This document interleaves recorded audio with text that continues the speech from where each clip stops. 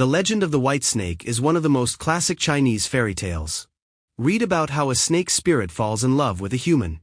The Legend of the White Snake is a Chinese fairy tale about a snake spirit who falls in love with a human named Su Xian, and the ensuing chaos that follows. The Legend of the White Snake is one of the 4 classic folk tales, Chinese written works that have literary significance. The most recent available written text is from the Ming Dynasty. However, the idyllic lakes and famous pagoda of the southern Song Dynasty capital Hangzhou are the location for much of its drama. The story is great to learn because it spans several major geographical locations important to both historical and present-day China, and reflects the major philosophical influences that shape Chinese society.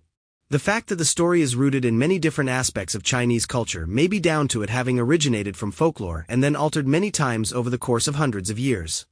While Taoist themes of immortality and yin-yang are at the core of the story, Confucian and Buddhist influences are also apparent, perhaps later modifications to the story reflecting the different social attitudes of different periods in China. This tale begins with a good-natured boy by the name of Su Xian in Hangzhou.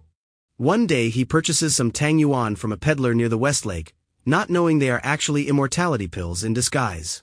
After consuming the food, he feels nauseated, and soon the pills were out of his stomach and into the lake, where a white female snake spirit who practices Taoist magical arts discovers them. Knowing that a neighboring turtle is jealous of her luck, the snake quickly ingests them and gains spiritual powers. As a Taoist spirit, she has been searching for immorality her whole life, and feels an immense gratitude and spiritual connection with Su Xian. While traveling in the human realm, the white snake finds a green snake at the mercy of a beggar. Pitying the snake, she transforms into a human and rescues it, saving its life. Grateful for her intervention, the green snake swears to follow her until the end of time. Years pass after this incident, and the white snake has now adopted the name Bai Suzhen and the green Shao Qing. During the Qingming festival, they coincidentally meet Su Xian at the broken bridge, and Bai Suzhen eventually gets married to him. Su Xian and Bai Suzhen settle down and open a medicine shop. However, during this time, the turtle spirit has learned enough of the Taoist arts to take human form. He takes the shape of a Buddhist monk called Fa Hai. Miffed that the pill was taken by Bai Suzhen, he approaches Su Xian, telling him that his wife must drink Realgar wine during the Duanwu festival. Realgar wine is traditionally believed to repel harmful creatures and spirits during a time of year that's plagued by poisonous creatures. The wine exposes Bai Suzhen to be a snake, and Su Xian, mortified to find his wife has been a serpent all along, dies of a heart attack. Bai Suzhen and her loyal Shao Qing then travel to Mount Amei, one of the 4 sacred Buddhist mountains of China, to find a cure to revive Su Xian. After Bai Suzhen revives him, Su Xian confesses that he still loves Bai Suzhen. With his plan foiled, Fa Hai imprisons Su Xian to bait Bai Suzhen. However, weakened by a pregnancy, Bai Suzhen's spiritual power has been drained and she isn't able to rescue Su Xian. Later Su Xian manages to escape his imprisonment and reunite with Bai Suzhen in time for their son Su Mengjia to be born. However, their happiness is short-lived as Fa Hai finds them back in Hangzhou, and imprisons Bai Suzhen in the Leifeng Pagoda. Years later, Su Mengjia passes the imperial examinations, an insanely difficult and competitive test that young Confucian scholars from wealthy families all over the country spend their whole lives studying for. Competition in the rigorous civil service exam is enough to make even students competing for top spots in China's modern educational system cringe. Returning home with the title of top scholar, Su Mengjia has achieved the highest level of success in the whole empire. A pious Confucian, he returns to his native Hangzhou to pay respects to his mother at Leifeng Pagoda. Touched by Su Mengjiao's filial devotion, the heavens free Bai Suzhen from imprisonment, allowing the family to reunite. The main philosophical influences in China, Buddhism, Taoism, and Confucianism, coexist in the story's main themes, and combine to deliver the moral message of the story. The Legend of the White Snake's core plot is about the Taoist search for immortality, and the struggle between good and evil, or yin and yang. Taoism originated along with Confucianism and legalism as a competing, but often complementary philosophies of the Warring States period, which was roughly contemporaneous with classical periods in ancient Greek and Indian societies. Taoism was very important to many rulers in ancient China, starting with the first emperor Qin Shi Huang, because it was believed that Taoists were the only ones who knew the secrets of immortality. The struggle between Bai Suzhen and Fa Hai over these immortality pills is the main conflict that develops, which strongly reminds us of the Taoist dichotomy of good versus evil, yin and yang.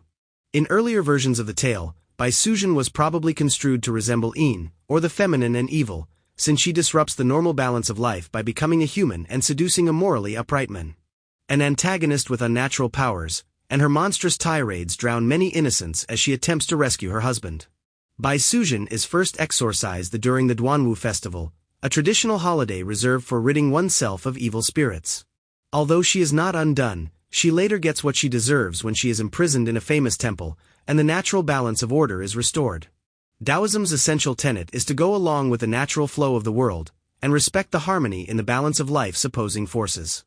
However, the fact that Bai Suzhen was acting out of love for her husband and gave birth to a son suggests that she could also be interpreted as a hero from a Taoist perspective, as her drive to reunite with her family reflects the natural yin and yang balance between masculine and feminine forces.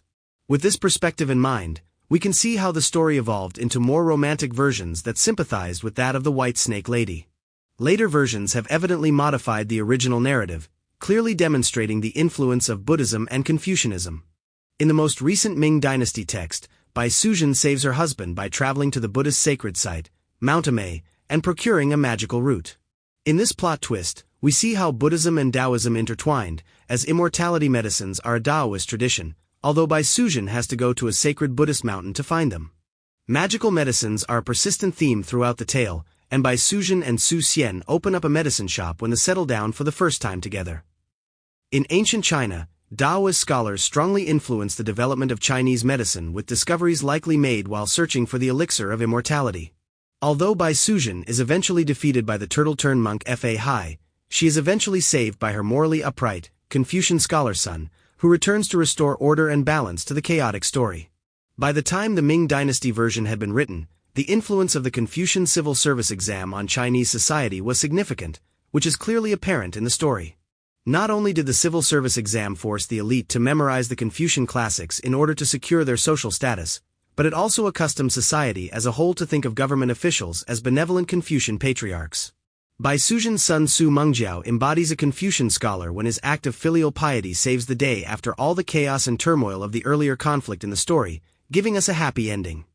In this Confucian appropriation of the tale, Su Mengjiao is your classic knight in shining armor who comes to rectify the mess the meddlesome Buddhist and Taoist monks have caused. In fact, at many times in Chinese history, Confucian scholar bureaucrats tried to curb the influence of Buddhism and Taoism in the imperial court. The addition of a Confucian scholar restoring balance and harmony to society demonstrates how successful the scholar-gentry bureaucratic ruling elite had become in influencing culture by the Ming Dynasty. At least on the surface, however, the three belief systems coexisted peacefully. The manner in which the morality of the story is derived from these different belief systems reflects how often Buddhism, Confucianism, and Taoism built on and complemented one another to form the moral attitudes of the day.